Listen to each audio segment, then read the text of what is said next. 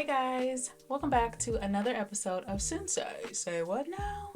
I'm your host, Nastasha Sensei, and today our first story is a little heavy. I'm gonna give a trigger warning, talking about being drugged, and it's also labeled as not safe for work. I haven't actually read the story yet, so I imagine there might be abuse or assault. So trigger warning for those as well. If this is too heavy or too much for you, please just skip to the next story. I totally understand. So, but if you're curious about the story, let's go ahead and jump into it. And the title is called I Was Drugged from r/Japan Life. It was posted 2 years ago from the time I screenshot this. And I honestly don't remember the time I screenshot this. But it was like this year, maybe like 2 months ago. This year, 2 months ago, give or take. I'm not sure. But anyways, so let's just hop into it. OP says, not using a throwaway account because I want people to be able to reach out if they go through a similar situation or have any questions. This post will detail my experience with the police and hospital the day after being drugged and assaulted, which will hopefully help people get an idea of what to expect and urge them to take action should they experience something similar. When I woke up, I immediately realized what happened and went to the police box across the street. No showering, cleaning, or eating. I still had the can he spiked and the one he drank from, so I brought them. The police were very confused at first and insisted there was no crime committed because he didn't steal anything. One officer, okay. Wow. Okay, police, I don't like that. One officer even explained to his higher up that I had knowingly done drugs and had sex with someone and he didn't know why I was there. What the fuck? Okay, so that cop is useless. Both of them right now. Luckily, the higher up noticed how upset I was and asked for clarification. He heard my story and asked what I wanted to do. This is important. The police will confirm exactly what you want done about the situation. I explained that I wanted to be tested at the hospital for pregnancy, etc., and for the police to test me and the can for what drug I was given and to check the can for his DNA as I want him to be prosecuted. They sent me to the main police station with the can. At the main police station, I gave my statement and submitted my urine and the can as evidence. Their questions were extremely thorough. It took several hours before they took me to the hospital. At the hospital, I recounted the events to the nurse and doctor and was given a thorough exam to check for injuries and his DNA, as well as morning after pill just in case. They then explained to me the process of STD testing, which can start as soon as 2 weeks after the incident. I was also given resources for recovering from on such an incident. The police covered the bill for these exams. That's what's up. I love to hear that. That's what's up. I returned to the police station before being escorted home, where officers collected fingerprints from everything he touched. There's gray powder everywhere still, and took pictures of the scene. We returned to the station, where I signed the official report of my statement and confirmed all the evidence before being taken home. The entire ordeal took 9 hours. Ooh, that's a shift. My goodness. I am currently waiting for updates from the police station and hospital. If this happens to you, you deserve justice. You did nothing wrong. Preserve as much as you can from the scene and go to the police immediately. I'm happy to answer any questions and provide support for the best of my ability. Alright, so we got some updates and edits. So the first update is, there has been progress with the case. I will update again when it is concluded. So edit, they just included some resources for the commenters. Basically some links, hotline to receive an escort to the police station and hospital. Oh, we got a hotline? I don't have access to these links because these are screenshots. And also she offered an English speaking counseling therapy. This OP is a freaking superwoman for having the courage and bravery to do this, especially by herself. Like, I know some women just don't go to the police at all because it's like women aren't believed, which is quite frankly bullshit. And I love that she said, no, fuck that. I'm gonna go and I'm gonna report this because that's the right thing to do. Period. Alright, so we have some comments. The police were very confused at first and insisted there was no crime committed because he didn't steal anything. Oh, okay. So this is someone commenting on this specific quote that the OP said. So someone said, exactly. I'm sure this is what people are afraid of. Whoa. Oh no, they just said, what the fuck? Okay, I'm tripping. So anyway, someone just, first comment that I saw, it just said, what the fuck? What the actual fuck? They were commenting on when OP said the police were very confused at first and insisted there was no crime committed because he didn't steal anything. So they were saying, what the fuck to that? Which is like, what the fuck? And OP responds, exactly. I'm sure this is what people are afraid is going to happen if they speak up after such an incident. But it's important to insist that you are a victim of a crime and to demand that you get proper care and the crime is reported. I love that. Yes, period. And someone replied to that, I was scared they dismissed you because it happened at your place. They usually take this as a form of consent for whatever happened to the victim, which is freaking crazy. Because what do you mean it's consent because it happened at my house? See, that logic is so backwards. I guess that's also why there are women-only trains here, because instead of actually making the men pay for the crime, they're just gonna put a band-aid over it and give women-only trains, which again, there still be some men on the trains, and I can't get over that. It's so fucking annoying. I digress. So we got a nice long comment here. Someone comments, women are second-class citizens in Japan. You can clock that, because period. And that's not a good period. I don't even know if I can use that in this situation, but I did. So they say, women are second-class citizens in Japan. Female healthcare is decades behind the rest of the first world. Everything from OBGYN care to breast cancer screenings to hormonal issues. I recently posted about how you cannot get BRCA testing unless you already have breast/ovarian cancer. In the West, the standard is to be tested ASAP if you have first-degree relatives who have had those cancers, especially if they've died from it. Wow, didn't know that, but also not surprised. Just not at all surprised. Birth control is not covered by insurance. This makes it easier for women in OP's situation, or women who have sex with men, to have an unwanted or unplanned pregnancy. As we know, condom use here is very low. Well, that's actually not surprising, because I've heard the risks, like so many STDs are just high here. High, very, very high here. So that's not at all surprising. It's still accepted to ask a woman if she plans to get married or have kids in the job hunting process. Ew, gross, ick. It's still accepted to force women out of the workforce when they do. I can see that. Women are underrepresented in all forms of leadership, governmental, business, and otherwise. Women are routinely dismissed by police when reporting domestic violence and sexual assault. The police fail to protect women on a regular basis, even when the danger is known to law enforcement. Look what happened in Fukuoka last month. What happened in Fukuoka last month? 2 years ago. Was this the stabbing? Because I heard about somebody getting stabbed. Yeah, I don't know. I digress. So they continue to say, Japan has an insanely high number of underage girls who are sexually trafficked. Law enforcement know papakatsu, injo kosai, and JK operations exist, yet do nothing to clamp down on them. I guess finding a brick of dirt, weed, and roppongi is more important. I mean, an organization in Tokyo that helps vulnerable teenage girls, Collabo, was attacked by some dumbass old male lawmakers and internet conspiracy theories because they disliked that the organization was giving out condoms to girls and vocally speaking out against creepy old men. So they started a harassment campaign, falsely accusing the organization of stealing public funds and have forced the group into an audit. The claims are entirely baseless and 100% fueled by men afraid of women protecting one another and working to dismantle power systems that keep women subjugated and abused. Damn, that is actually crazy.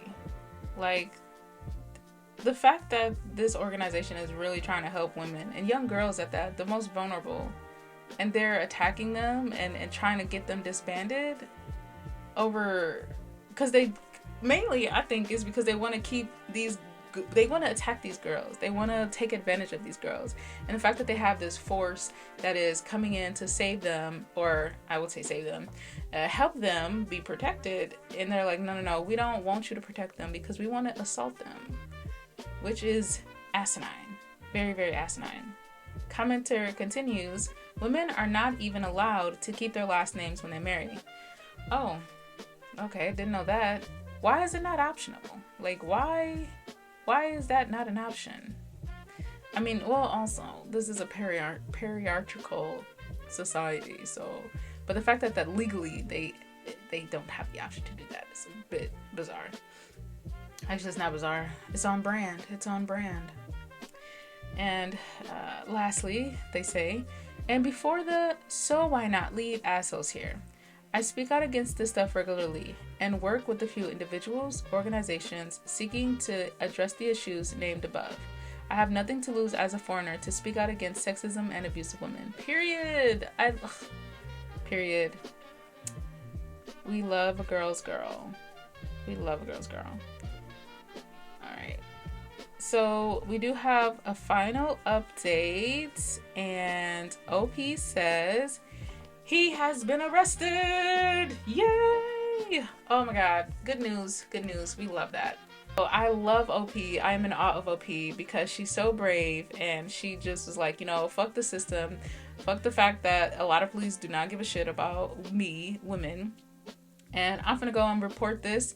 She was like, demanded, you're going to listen to me, you're going to take these tests, and you're going to basically report this, and you're going to do what needs to be done because I deserve justice. And the fact that she got her justice because he was arrested, we don't know. There are no more updates after that, but the fact that he was arrested is like music to my ears. Yes, I love that for you, OP. Yes. Okay, so that wasn't that heavy. I feel like I don't know what I was expecting, but it was heavy. All right, so we do have another story. Okay, let's see. I gotta make this bigger. I can't see. All right, so this one is a little less heavy and generally in the opposite direction of the first story, and it's from r/teaching in Japan. Alright, so the OP is female, 27 years old. Just told today they're letting me go and replacing me with the Caucasian teacher. Let me say Caucasian teacher, because this is what she put in the title. In an international preschool. 1 month's notice. I'm panicking right now. Oh, wow. Why would they say that? Like, why would they give that extra information? Because just I don't need to know who I'm getting replaced by. OP must be BIPOC. Gotta be BIPOC. Anyways, let's just jump into it. So OP says, having a real shit week. Was able to get a job working for an international preschool in Tokyo in November as a lead teacher. I was given a choice of full-time, monthly paid, or hourly paid, so I chose hourly, since the rate was higher. I'm the only teacher experienced enough for mommy and baby lessons, and I teach preschool every day. 5 years experience in teaching at an international schools and a Kaiwas with a certificate in TESOL and TEFL. TESOL and TEFL, okay, period. Me over here with none of these certifications because I ain't really trying to be no teacher for real. I digress. I'm half Japanese, but English is my first language. Since I grew up abroad and came back to Japan, I definitely look full Japanese and seems to be the reason I was let go or fired. My boss literally said, oh, it's time for me to decide which teacher to put permanently in our school branches, and I'll be hiring a Caucasian teacher. So we'll have to let you go, and we're giving you a month's notice so you can look for jobs. That is so weird. Why are you letting this person know who they getting replaced by? Like, what does that have to do with the price of tea in China? Like, that don't make any sense. Side note, as an adult, as a kid, when I used to hear my mom say, what that got to do with the price of tea in China, I didn't really understand it until I became an adult, like around this big age that I am now. Because they say it, she used to say it so fast, like price of tea. And I'm like, what the hell is a price of tea? Because I thought price of tea was like one thing, but it was like price of tea. So I just think that's so funny that I know like what that means, what this idiom means now. But seriously, what the fuck does the what the fuck does this person's boss saying Caucasian teacher have to do with the price of tea in China? They ain't got to do nothing with nothing. Ain't got to do nothing with nothing. I digress. OP says, she hired me but didn't want to give me the job since she was looking for someone more white. But saw my lesson demo and acknowledged that I had a lot of experience, so they hired me. That is icky. But also, not surprising, because some of these, just from stories that I've heard, some of these owners of these schools are very white is right mentality.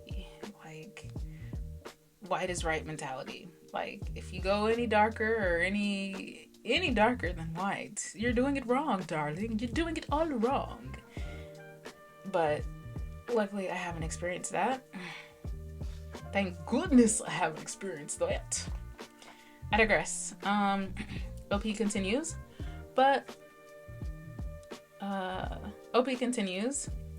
Really needed the job since I was unemployed for a month or two. I've been searching for a decent teaching job and pay even while I was employed at the company since their pay wasn't great. Been rejected by so many companies and schools already since I took Japanese along with my name, and I'm so tired of hearing, your appearance isn't what our school is looking for. Nothing personal. It's what the customers want. I will say, I've had conversations with other teachers I work with, and these teachers are not American. They are either European or African, from like English speaking countries, and they've been told, some of them have been told that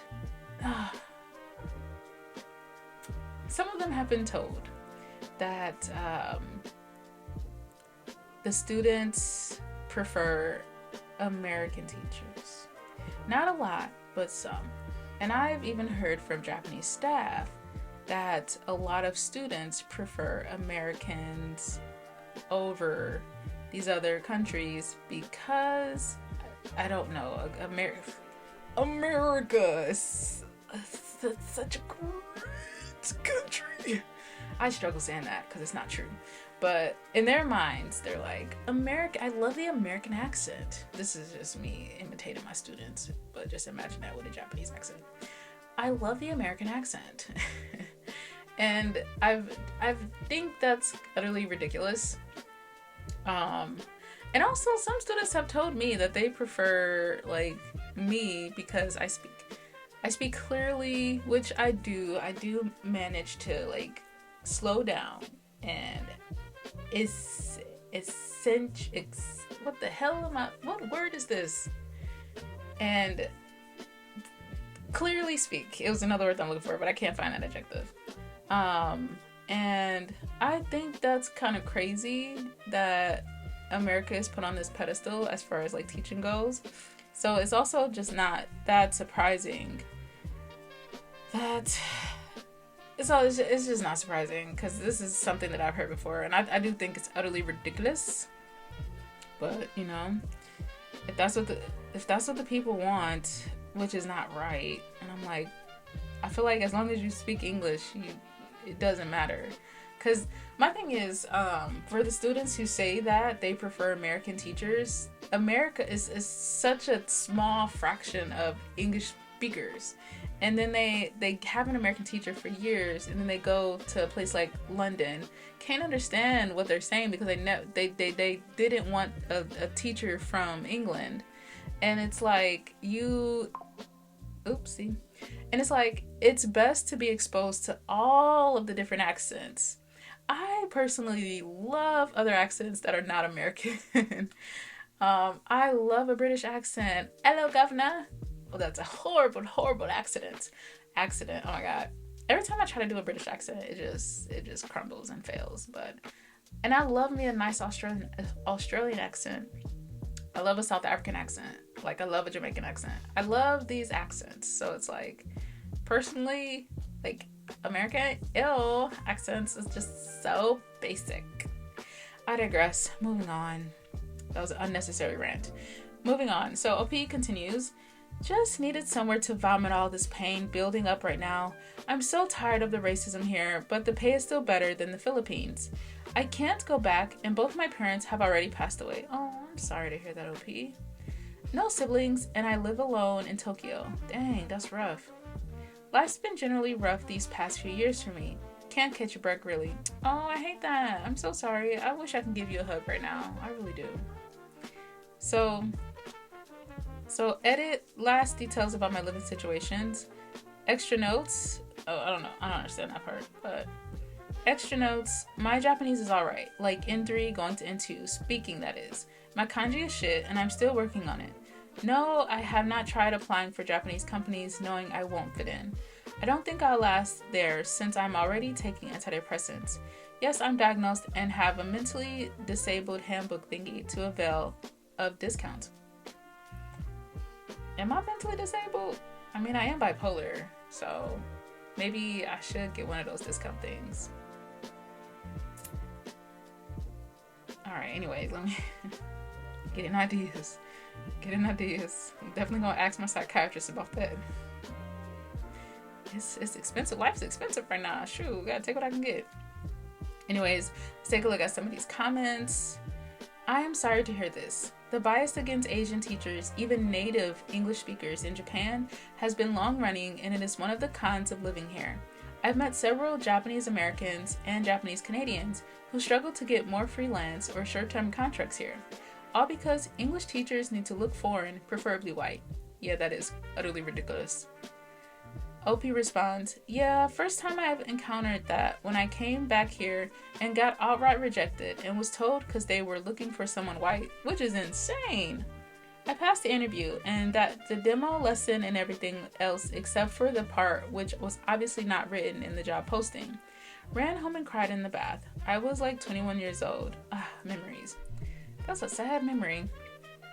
I honestly did not know that Asians who are native English speakers have a hard time getting English speaking jobs here and are passed up over white people.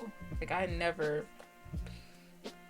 that just opened changed my perspective. It didn't really change my perspective because I didn't know, but definitely opened my eyes to like this problem. It's fucking crazy. Alright, so we got a long comment here.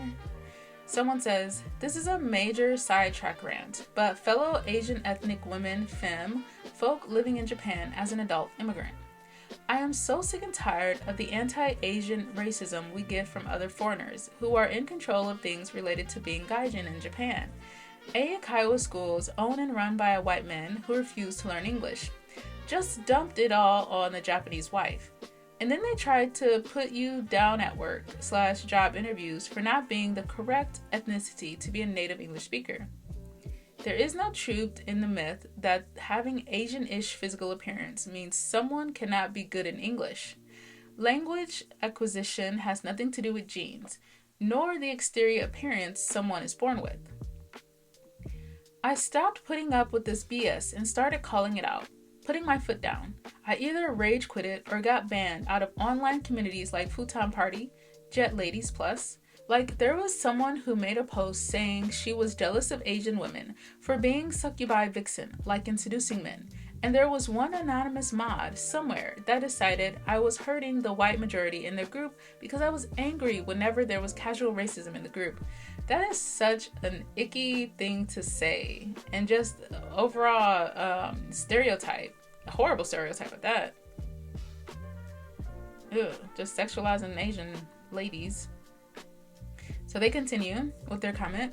There was also a Facebook group of foreigners living in my part of Japan, and one of the mods themselves posted yellow-faced comics. Ew, that's gross. Oh, ugh. What is wrong with people? People really just, ugh. Not OP. Commenter says, I called them out and they literally checked themselves and said, no, yellowface is not racist. What? Yes, it is. And I am so done. Life is isolating because being socially accepted as an English-speaking foreigner has a silent requirement of not looking Asian. Wow. That's deep. Damn.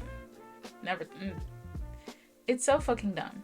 I only got to see this post by chance. I gave up on Reddit because the main community living in Japan, life in Japan, banned me because I commented on every Asian fetishizer. All Japanese are inserted stereotype, and got downvoted for constantly calling it out. The US-American trope of Asians having to keep their heads down and stay silent to injustice rings so hard. I got so tired that in a fit of despair, I made a Facebook group just for ethnic Asian femme folks living in Japan, but they gathered so little of us, the page is so dead. Then I gave up on trying to seek any kind of community at all, because they're always owned by these fragile ego people. Then I came to Reddit to look for reviews of a specific skincare product I am thinking to buy. Then this post got recommended to me, and I caved in on the impulse to click. Make a new account, comment, and I realized if I keep trying to comment on any of these living in Japan clubs, I'm gonna just get burnt out and rejected from the community again for not being okay with putting up with this. End rant. Damn. This person had a lot to say, and I feel it in my bones, because it is ridiculous.